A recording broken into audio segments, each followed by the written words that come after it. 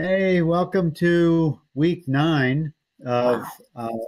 the intimacy of all experience. And our guest this week is Andrea Frase. Welcome, Andrea. Thank you, Bill. It's a pleasure to be Namaste. here as usual. Thank you, Thank thank you. you, thank you. Thank you, everyone, for joining us. Hello, hello, hello, James and Donna. And we have about 18 people in the room so far. Hillary, Jacqueline, welcome. Welcome, everyone. We have more than that. We have the ones who post, and then we have the ones that sit in the background. Arthur Gay is in the house. Hello, Arthur. Hey, Arthur. Have you met Arthur in person? Oh, sure. Yeah, Okay. All right. yeah, yeah. Arthur, how's the knee doing? How's the knee doing over there? Good. Annika. Hi, Annika. Welcome. Hiya. William Price. Hello, my friend. I didn't know you were in Austin. William Price. I'll be out there in the San Antonio area, I think around the end of February. Maybe I'll drive to Austin and meet you. Maybe have lunch. That would Progress. be fun. Good. Good. Hello, Ruth. Welcome. Hello, Margot. Timothy. Yes, we got a full house today. Nice. I was just talking to Andrea before we went on live. Hello, Lisa Wood. Bless you. Leslie. I was talking to Andrea before we went live, and we were talking about it's so funny. She's got the same 3 authors that I have either by a nightstand or on a favorite table. But of course, we both have all of Rupert's books. And also, I have Francis Lucille now, The Perfume of Silence. And we were talking about, one of my favorites and the easiest for me to read is John Klein. And I love how simple and easy. Yeah, the same one. That's Yeah, just an easy that's one of read. them. Yeah, it's a different feeling, a different way of languaging the profound experience of awareness and presence. And John Klein seems to get into more of of language around energy also. He talks Mm. more about energy than I've ever heard Rupert talk about. So the reason I'm saying that is I'm thinking about that being our next book, maybe sometime in January or February. I was thinking that would be a great short, maybe 6-week book. And that book is more, I don't know, it's just a different style than what Rupert produces. So I love how easy that is for me to read. I also have another one called I Am, only it's called I Am That, and that is the Maharaj Nisargadatta I have that one Maharaj. as well. Yeah. Yes. So this is our 9th week with this book, and then next week will be our last week. And I really liked the spacing of it. I don't think we could have. I mean, we did, like last week when Annika was on. We didn't discuss the last 2 chapters because there was so much in first 3, Yeah. and with this one, this seems to be like the shortest. Though, like these are all like one page content. Yeah, 1, 2, yeah. Yeah. And this week, I'm looking forward to hearing what you have to say about. I am too, since I never know. We're going to hear it for the first time. Yes. Yeah, Yes. I'm in the moment. So, Yeah. I'm with all of you. I'm the witness of this appearance of Andrea, digesting this information and sharing it. So, I mean, I just when I had my radio show, I would write a show and then it would always come out completely different. Yeah. And I was like, and I'd go home and listen to it. They used to send it to me and I'd go home and listen. I go, oh, that was much better than what I wrote, So it's a little bit, I always take notes because I don't want to stray too much from Rupert's languaging, since we're focused on his books and the way he speaks, which is a little bit different than when I'm teaching this concept of direct experience being awareness. So anyway, sometimes it feels like I have to, I feel like I need to stay in his language, but maybe I don't. Which is why I love reading the other books around this, like Klein and Lucille, because it just expands the language a little bit more. Yeah. As I was saying earlier, each one of us is such a different kind of teacher of this and an explorer of this, that the audience is always finding different things that, because it's just like in this chapter when it says, when the mind really is no longer serving separation, it becomes the tool and the instrument of love's presence, or the awareness of presence, or love's awareness presence. However you want to say these things, however you move it, it's always awareness, and it's always that presence, and it's always love. So I think we can intermingle those words anyway, and everybody would totally and completely understand what I'm saying. But when it becomes a tool for that, it just sees each one of us as from the point of view of awareness, which is love. It's not looking in judgment. It's very neutral. It's just like in terms, I'm always saying, one of the things that is really important that I'm learning all the time is how to listen.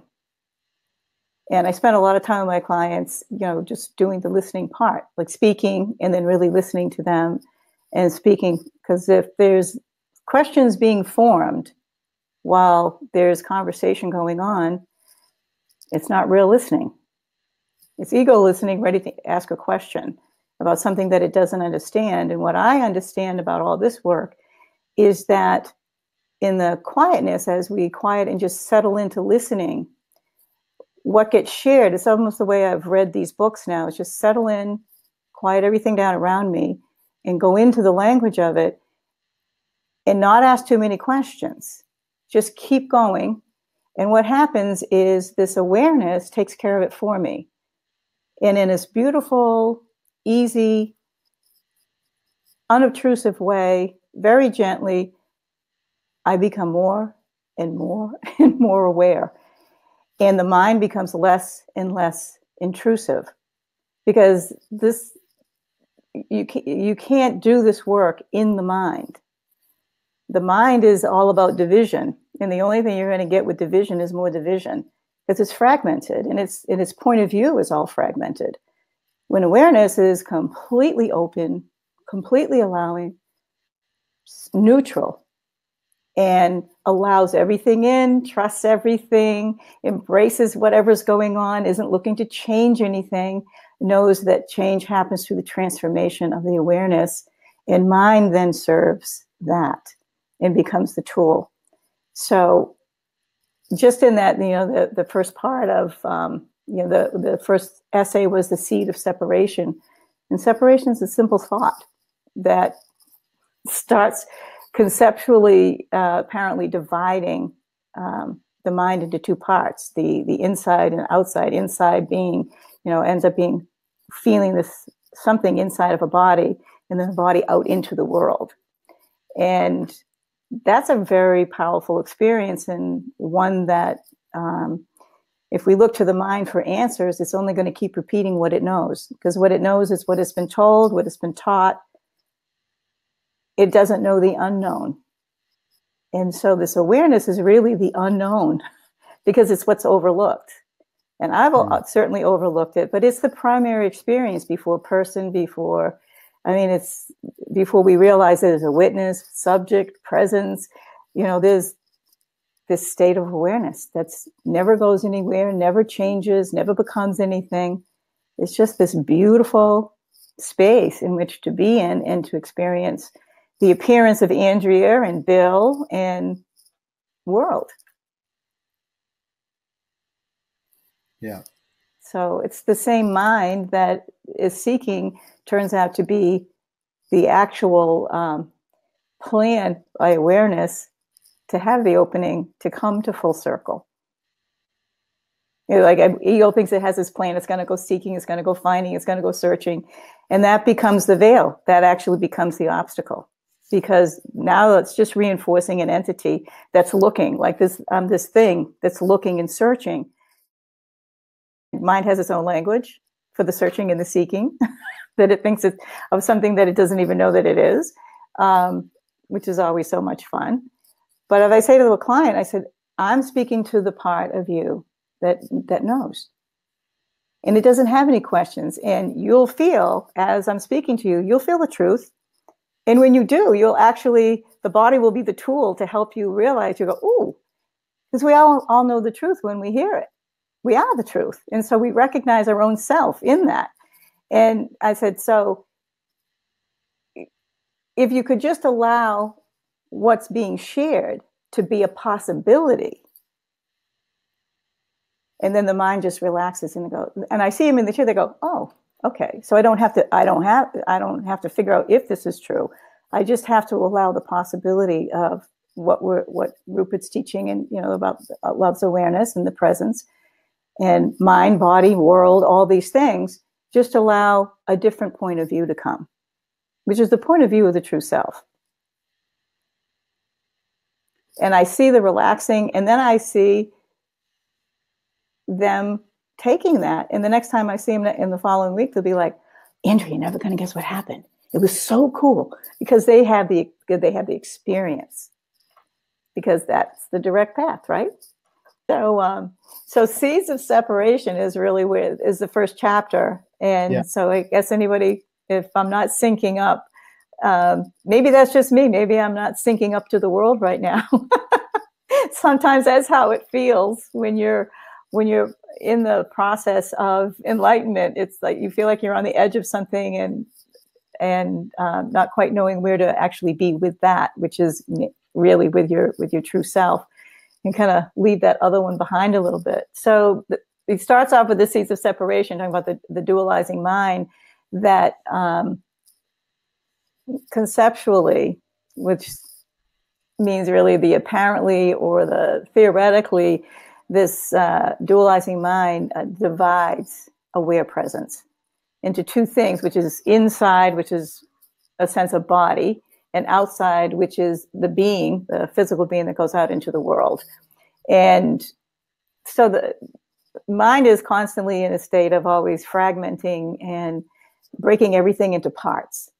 And when it does that, and in this process of wanting to come into our true self, if we go up into the mind to try and find that out, it's only, the same mind, it divides everything into fragments. So basically what you're going to get is this everything's going to be fragmented in terms of answers or directions. And again, this is me and not me. So it's already, everything is like this or that.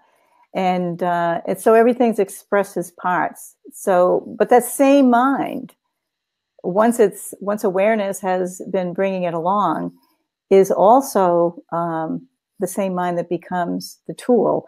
As Rupert said in here, it said, the separated self doesn't have a plan. It is the plan. And I love that line. I thought it was perfect. And it's this whole seeking to alleviate its own suffering from its idea of separating body, mind, and world, that it looks to relieve. And during that process, it eventually, we end up asking really the bigger questions, who am I? What am I? What's my purpose? And so on and so forth. But our experience of ourself with the dualized mind is we overlook our primary experience, which is awareness. There's always awareness first. And in that awareness, there comes he calls it later on as a person, there's like a little seeming space between the awareness, and this conceptualized separated self takes that space and fills it with something called a filler, and says, I am the thinker, I am the feeler. And it sort of hijacks the awareness and makes it separate and claims it as its own into the being, into the world. And again, dividing it all up and not realizing that It is all awareness. There's a question here that says, what about being joy, love, and peace collectively? The questioner says, and can we all realize ourselves as one knowing presence? Or how can humanity as a whole see itself actually awaken to being one? No one and many. And I mean, I think it's a kind of a, I mean, it's an impossible question to answer. We'll see how Rupert answers it. Let's see how he answers it. Should we go to the last paragraph? In my mind, yeah, let's just cut through all. He has a lot of commentary. Yes, but let's see how he answers that. All right. Let's see in the very. Should we just read that? Yeah. Okay. So it is a disillusion of the seed of separation that flourishes as all forms of joy, love, and peace. It is here that all conflicts, personal and otherwise, are resolved. So he starts this chapter answering the question by talking about the dualizing mind with its thought of separation and dividing what is known in what our primary experience is, which is aware presence, into two things. One being inside, feeling body, and then outside being body, mind, and world. And mind is then fragmented and divided. Yeah. So you can't answer the question by the mind. And he offers in this chapter how the mind then does serve presence when it's not going into itself for the answer.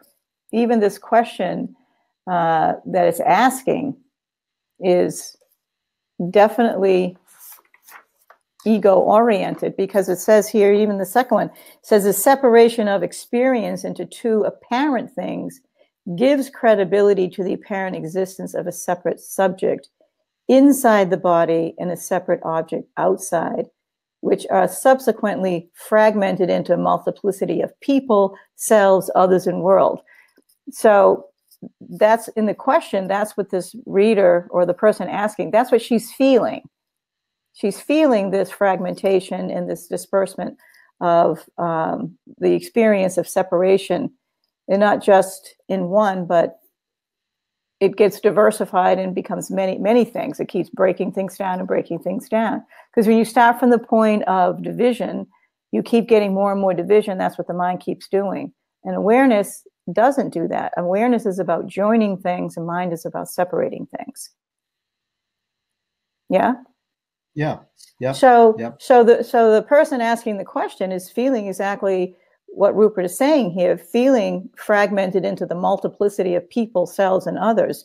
And really, when the change happens within you, it's like Rupert also speaks, that, we're looking to, help the world and help others. That starts with understanding the primary experience and the trueness of who we are, which is aware presence. And when we overlook that and identify as person, but at some point the mind becomes aware of witnessing. Yeah? Yes. Yes. Yeah. And so you can't be a person and a witness at the same time. You can't right. be two things at once. Well, and so this is an argument that all the many of the spiritual paths have, is that if I'm having the experience that I see happening outside of me, how can I change that? And you can't. You change the inside. You change. Yeah. Yeah. You change how everything gets interpreted. That's right. And you only concern yourself with yourself. That's right. It's like when my mind is going on and on about things, and I'll just look and I go, sometimes even turn my head and say, oh, is that what you're thinking about? As being the awareness of those thoughts. Yeah. So when I do that, even though I'm appearing as a form and I'm having that experience of a form seamlessly with this awareness, which makes it feel so real, and this world, for me, rather than always having my mind thinking and me following and running and trying to figure it all out all the time, the shift for me was recognizing that awareness, was very present and aware of thoughts that were causing me to be disrupted and taking me in directions that were not taking me anywhere except around and around and around in circles. And well, the only thing that is called me that can be disrupted is the illusion of me. Right. From the divided mind that says it's separate and I'm this and I'm the thinker, I'm the doer. Right. I'm the feeler. And that experience does feel real. Right. Right. And this question, when you look at this question, it can only it can only be resolved in not projecting yourself out there or looking for an answer in the world. And world doesn't have the answer. Right. That's what perpetuates the separated self. Right. But even the question implies that it's looking for the world to give. Why isn't the world like this experience? And actually, it never will be. But so the teaching is to step back and to be the witness, as you said, to be the witness of the experience and stay there. Make your stand, as Rupert would say, make your stand on the truth. Yes, and the truth proves itself through the experience. You know, like, well, we love that. Ego loves the word proof. I want proof. But truth takes care of everything. And in looking for the world to be a certain way, that's, again, mind wanting to change everything around so it can be peace, love, and joy, when I already am that. And I'm not going to find that in the world, but coming from that point of view, from that vantage point of knowing that I am that, when I do have the experience of looking into the world, I see more love, peace, and joy, because I am that, and that's what I'm projecting out into the world, rather than my fears and my separation.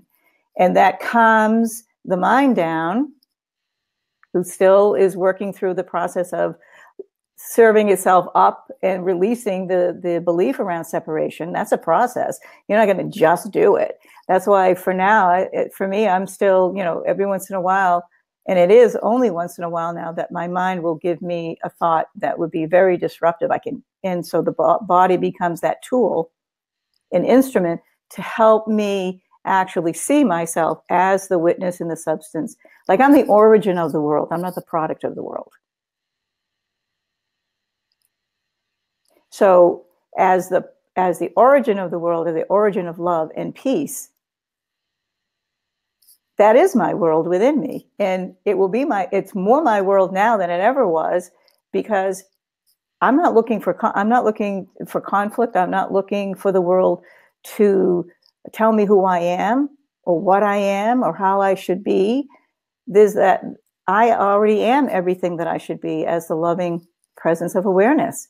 There's nothing to do. There's nothing to, there's no expectation of anything of myself anymore. That was a very bizarre thing for me to work through, because, mind always has a goal, and it has this thing that it's working toward, and it's seeking, and it's striving, and it's trying, and it's doing all these things, which is exhausting. But when you come to that place of, I already am everything that I could ever want. So the last paragraph to wrap up this one chapter. Yeah. Rupert says the form in which this love and intelligence is expressed will vary greatly depending on the particular characteristics of the body and mind through which it is expressed. And that's how and why you express the awareness is expressed through what Andrea does, through what Bill does, Jenny, Arthur, James, whomever, is an expression through that form. And it's not that's why it's all different for each one. So he says it's on purpose. In one, it's as an artist, in another it's a social activist, in another as a mother or father looking after a family, in another a teacher, and so on, in almost infinite variety of Right. ways. Whatever So arises up in the awareness. the rest of the question is that he gave an answer to what looks like a multiplicity of expressions is really it's just it's an expression through a multiplicity of the same thing. It just looks like separate parts. Right. It's all consciousness Right. expressing itself. However, it's like, why do we have five different people who share the show with you? Because everybody brings their experience of themselves as awareness and their process of themselves as awareness and the releasing of themselves as separated and worldly and all these other things. And we're all, and the people and all of the beings that listen pick up different things from all of us. It's like I just said something, then you just said something. And some people will maybe feel what you said was clearer. Some people will feel what I said maybe touched something that they hadn't thought of.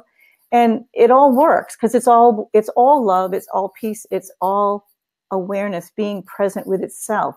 It's not with, I'm talking to you, but I'm really talking to myself. I'm talking to everybody. I'm talking to myself. Is consciousness always talking to itself? Through all, what appears to be diversity. Yeah. Infinite number of forms, right? Yeah, because love is infinite. So love's expression is infinite. So one of the ways to see that is to see each one of us as a vessel of love, of peace, and the way that works, and not being in judgment of, oh, you're not like me, or you don't say it like me, or you don't write it like that, and making it wrong, rather than just saying, oh, well, that's interesting, and that's curious, that's wonderful. Oh, that's how that's happening. Oh, I love that. And just like, we were talking earlier before at the very beginning, which kind of I don't know if that played or not, about we were talking about this book and then Francis Lucille and Jean Klein, all talking about awareness, all writing about it. And yet each one of them is expressing it a little bit differently. Yeah. But it's all it's all the same subject. It's all the same topic.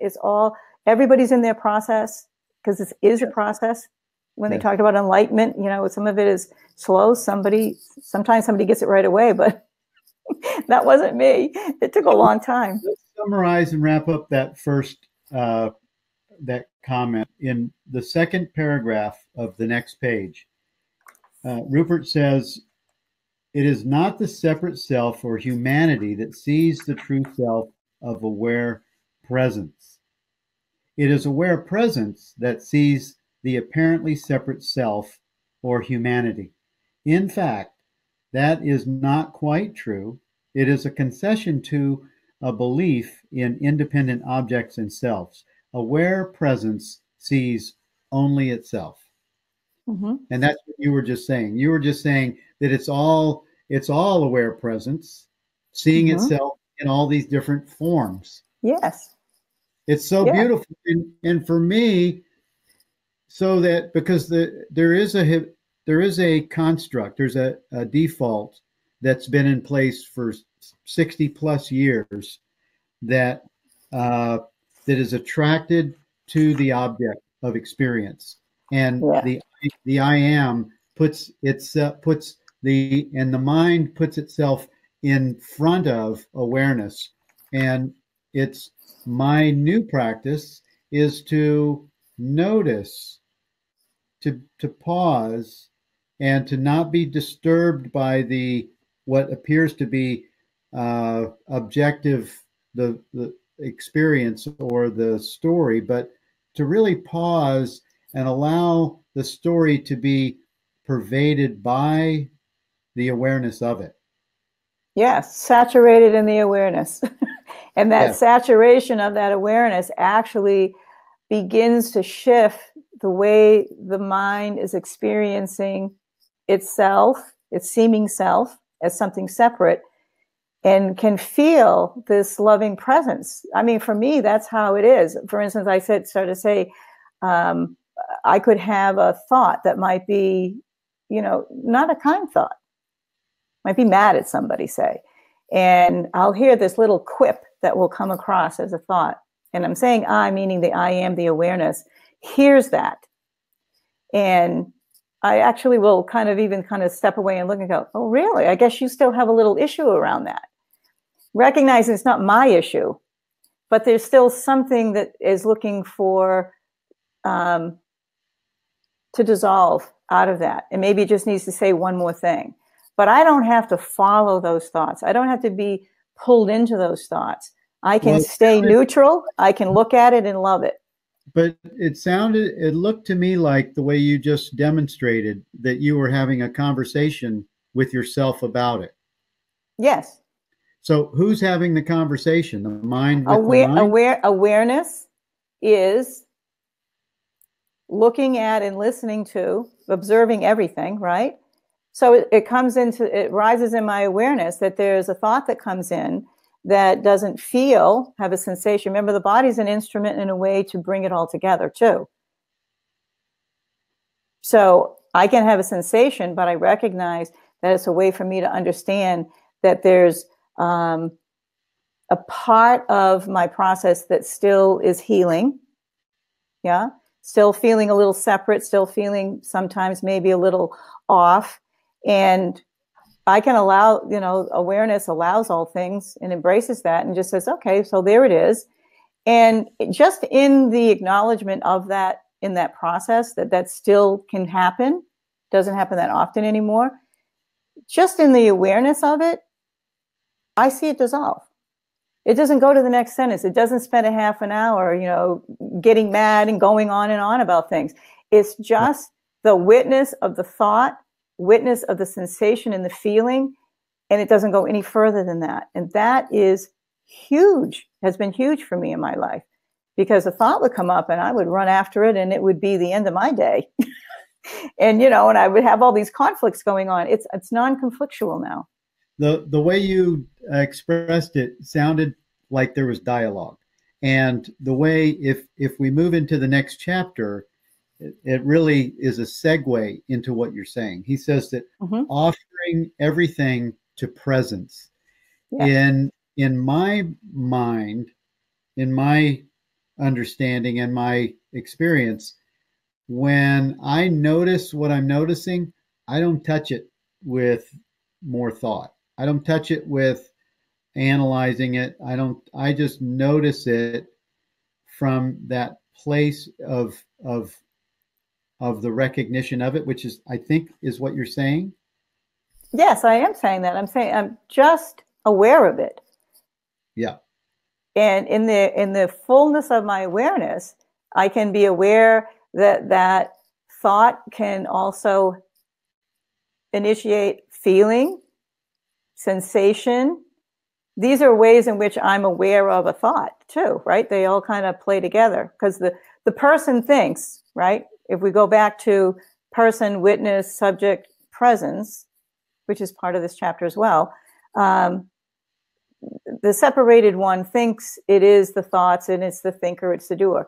What I'm talking about is being the presence of awareness that's aware of thoughts.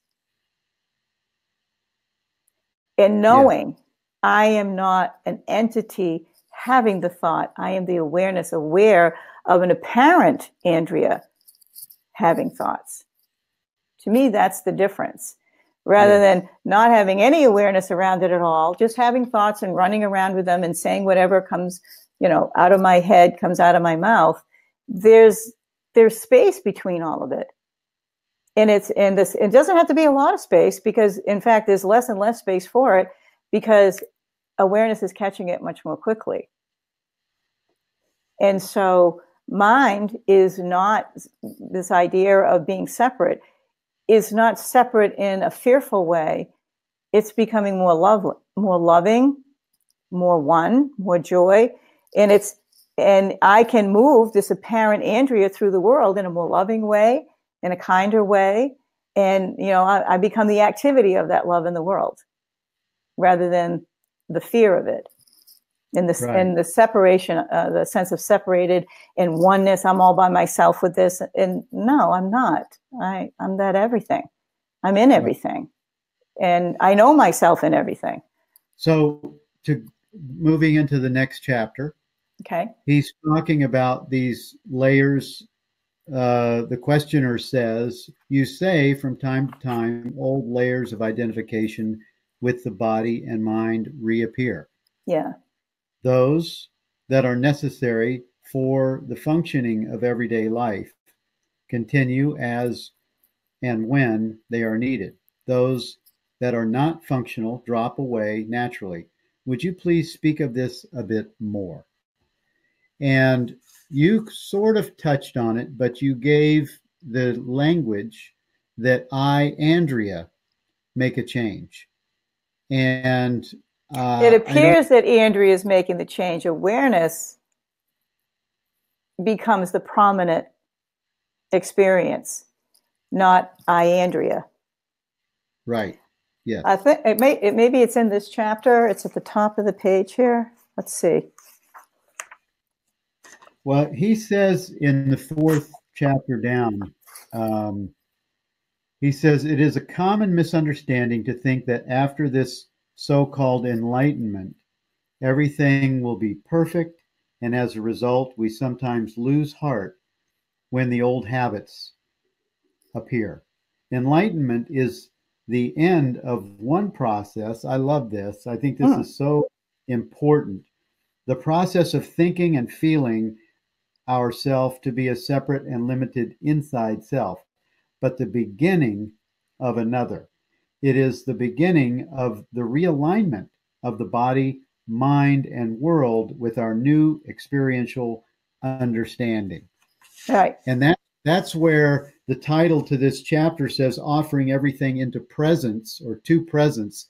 It's where we pause and more or less, it's almost like we engage in the knowing of the being, and we allow what the mind is perceiving or what the mind is labeling or believing or seeing with the body's eyes. We allow it to come into, and as a part of, as you said a minute ago, it's saturated within the known experience of awareness itself.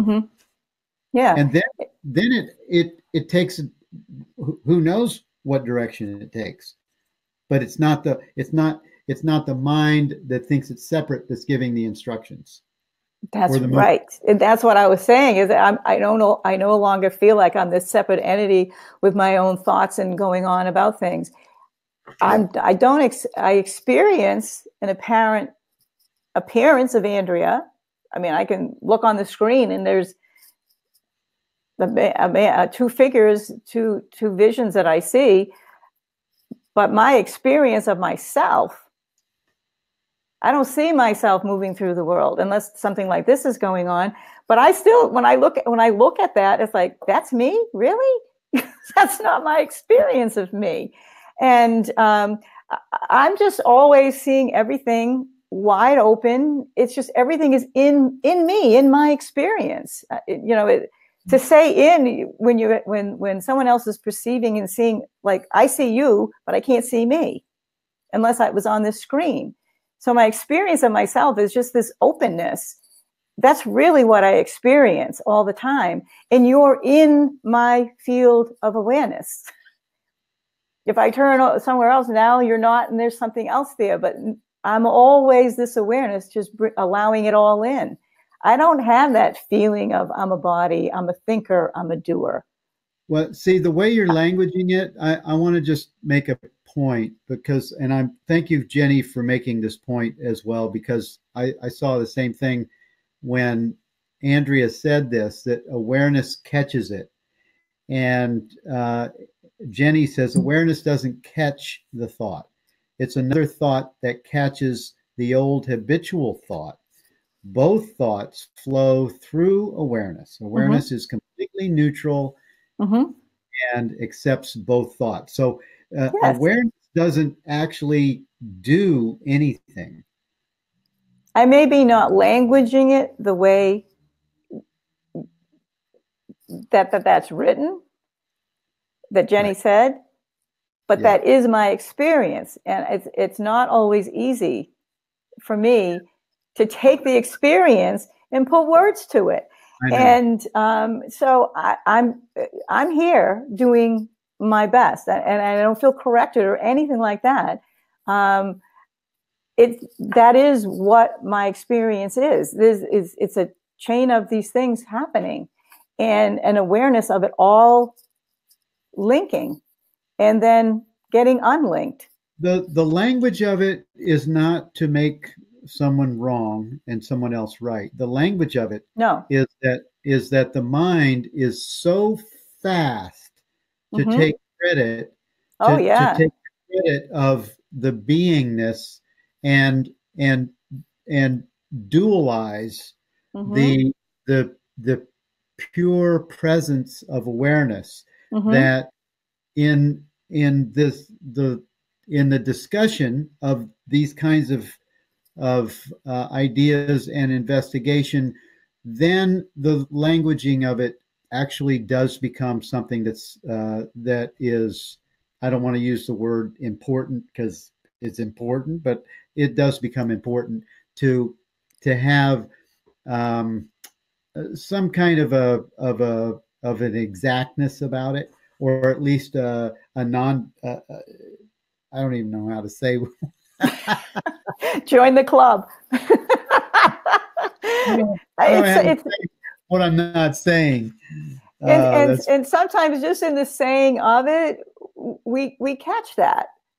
Yes. You know, when I hear it out loud, or when I see the written word, it's like, oh, wait a minute, what are you trying to slip by me again, or something like that? Or even for me to say that, is you're going to think, oh, there's another thought going after another thought. But it doesn't. I don't experience it that way.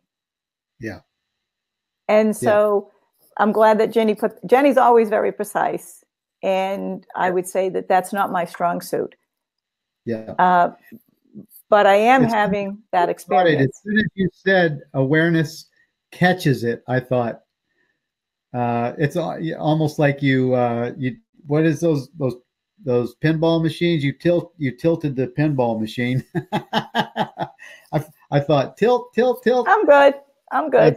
I don't feel wrong. I just feel like I'm expressing myself to the best of my awareness in this moment, right? Well, the way you said it is actually makes sense to me, because even though it's not awareness that catches anything, it's that there we are something.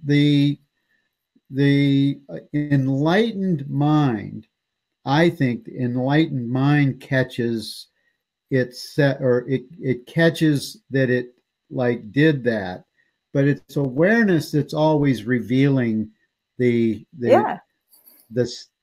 how can I reveal it to you without the language of the mind, which is a very dualistic language? So again, I'd have to look through and see exactly the precise words of Jenny to do it.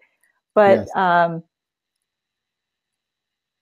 I just feel like the awareness of those thoughts. Yes. And the awareness of how they feel, the awareness of how that's moving, how I'm moving through that process of offering them up, offering the separation up. And so I'm in that process of doing that. And sometimes it sounds like it does right now, I guess. You know, right in the third paragraph on page 156, Rupert actually talks about this process of bringing it up, or offering everything to presence. That's just like forgiveness. That's almost like a forgiveness description of forgiveness, the way A Course in Miracles uses it.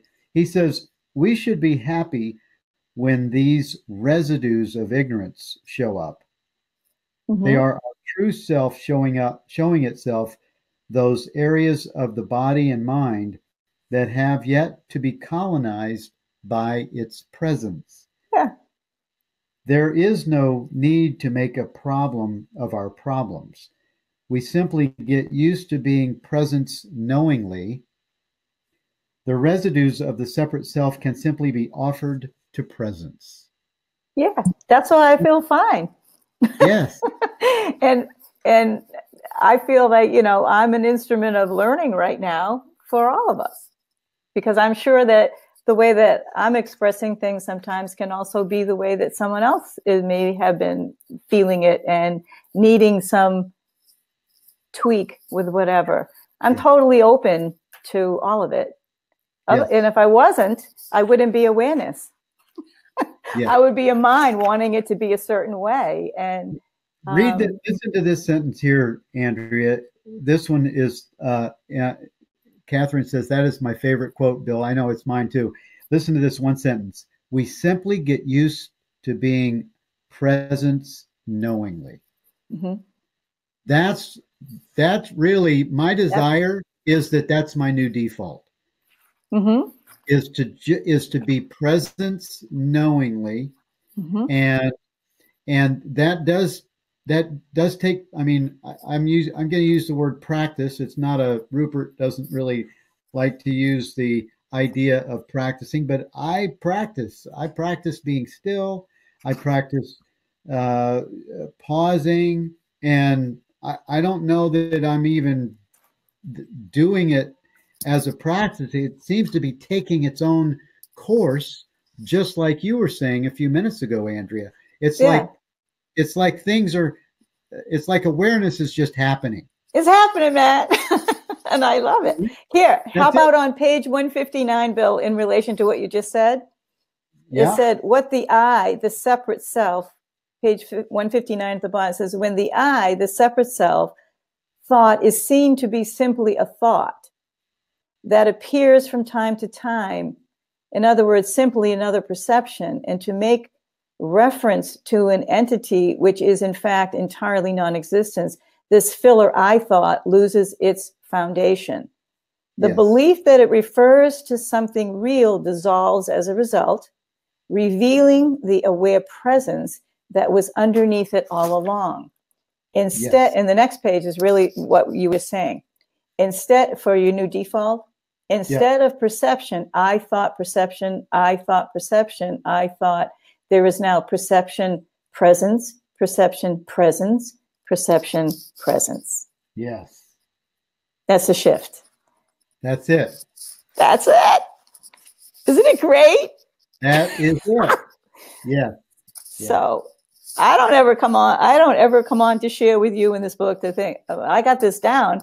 I'm in process, and I'm wide open in process with everyone, and happy about it. Happy about it.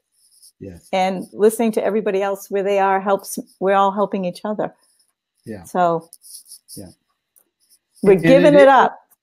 I mean, this is beautiful the way he describes this too. It goes from I thought perception, I thought perception, I thought, there is now perception present, perception present, perception present. Yes. Yes. Yes.